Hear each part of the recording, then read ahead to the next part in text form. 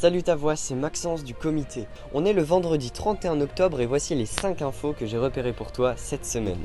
Ce mercredi 29 octobre 2025, le Sénat a adopté définitivement une proposition de loi qui modifie la définition pénale du viol et des agressions sexuelles.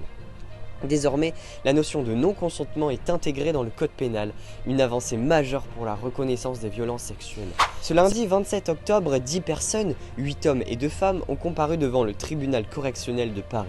Elles sont accusées d'avoir mené une campagne de cyberharcèlement sexiste visant Brigitte Macron. Selon le parquet de Paris, les accusés auraient publié en ligne des messages insultants sur le genre, la sexualité et la différence d'âge du couple présidentiel, avec parfois des propos associant le couple à de la pédophilie.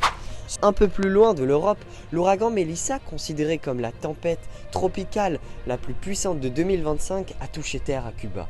Avant cela, il avait durement frappé la Jamaïque, causant d'importants dégâts. Initialement classée en catégorie 5 sur l'échelle de Saffir-Simpson, Melissa a été rétrogradée en catégorie 3.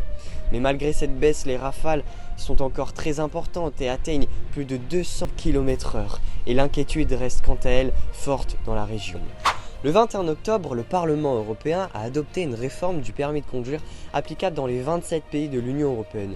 Leur objectif est simple, c'est de réduire de moitié le nombre de morts sur les routes d'ici 2030 et d'atteindre 0 mort sur les routes d'ici 2050 contre malheureusement près de 20 000 en 2024. Une visite médicale sera obligatoire tous les 15 ans pour tous les conducteurs. Concrètement, ça signifie que les permis conduire ne seront plus valables à vie, mais devront être renouvelés tous les 15 ans avec un contrôle médical afin de vérifier que le conducteur est toujours apte à prendre le volant.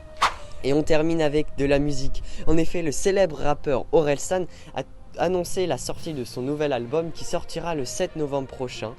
L'album comptera 17 morceaux, dont plusieurs duos avec Thomas Bangalter de Daft Punk, SDM, Yamé, Lilas ou encore même 50-50. C'est terminé pour les infos de la semaine, on te souhaite un bon dernier week-end des vacances.